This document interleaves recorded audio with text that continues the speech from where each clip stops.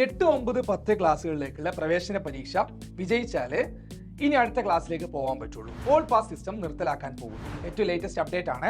SLCക്ക് പാസ്സാവാൻ minimum mark വേണം. ഈ അധ്യയന വർഷത്തിന്റെ ആരംഭം മുതൽ നമ്മൾ പുകഞ്ഞുകൊണ്ടിരിക്കുന്ന കുറച്ച് കാര്യങ്ങളാണിത്. അപ്പൊ ഇതിന്റെ വ്യക്തത വന്ന കുറച്ച് കാര്യങ്ങളുണ്ട്, വ്യക്തത വരാത്ത കുറച്ച് കാര്യങ്ങളുണ്ട്. അപ്പൊ ഇതെല്ലാം തന്നെ ഈ വീഡിയോയിൽ നിങ്ങൾക്ക് കാണാൻ പറ്റും. വീഡിയോയിലേക്ക് പോകുന്നതിന് മുമ്പ് സബ്സ്ക്രൈബ് ചെയ്യാത്തവരാണെങ്കിൽ സബ്സ്ക്രൈബ് ചെയ്തോളൂ, ലൈക്ക് ചെയ്തോളൂ, ഷെയർ ചെയ്തോളൂ, മാക്സിമം കൂട്ടുകാരിലേക്ക് എത്തിച്ചു.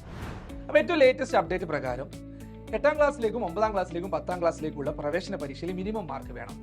ഇതിപ്പോൾ നടപ്പിലാക്കാൻ പോകുന്നത് 8ാം ക്ലാസ്സിലേക്കും 9ാം ക്ലാസ്സിലേക്കും മാത്രമാണ്. അത് ഇത്തവണ 7ാം ക്ലാസ് അതുപോലെ 8ാം ക്ലാസ് എഴുതുന്ന കുട്ടികൾക്കാണ് കൊല്ലം പരീക്ഷയിൽ മിനിമം മാർക്ക് നേടിയിട്ട് അടുത്ത ക്ലാസ്സിലേക്കുള്ള പ്രവേശനം ഉറപ്പാക്കേണ്ടത്. അങ്ങനെ സാറേ തോറ്റാലോ, 30% മാർക്ക് കിട്ടിയില്ലെങ്കിലോ, പരീക്ഷ എഴുതണം. അതുമായി ബന്ധപ്പെട്ട അപ്ഡേറ്റ് ഓൾറെഡി തന്നതാണ്. ഇനി അടുത്ത കൺഫ്യൂഷൻ വരുന്നത്, സാർ ഇത്തവണ 9ാം ക്ലാസ് എഴുതുന്നത് ഞങ്ങൾക്ക് ഇത് പ്രശ്നമാണോ, ബാധകമാണോ?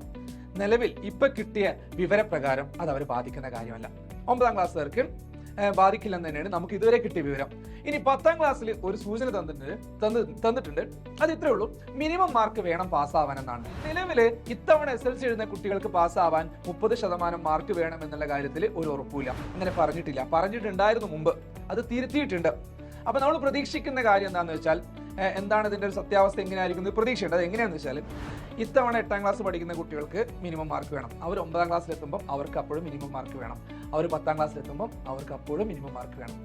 അതായത് നിലവിൽ 9ാം ക്ലാസ്സിലും 10ാം ക്ലാസ്സിലും പഠിക്കുന്ന മക്കളെ ഇത് ബാധിക്കുന്നില്ല എന്നതാണ് സത്യാവസ്ഥ.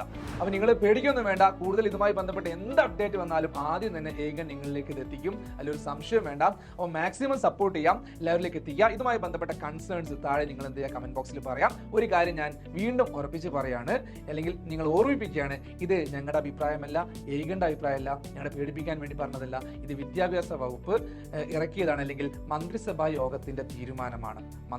ത്തിന്റെ തീരുമാനമാണ്. ഖാദർ കമ്മിറ്റി റിപ്പോർട്ട് പ്രകാരമുള്ള തീരുമാനങ്ങളാണ്, അല്ലാതെ ഞങ്ങളുടെ അഭിപ്രായങ്ങളൊന്നും അല്ല. ഓക്കെ, അപ്പൊ വീണ്ടും ഇൻഫോർമേറ്റീവ് ആയ വീഡിയോസുമായിട്ട് കാണാം. Thank you, bye, see U.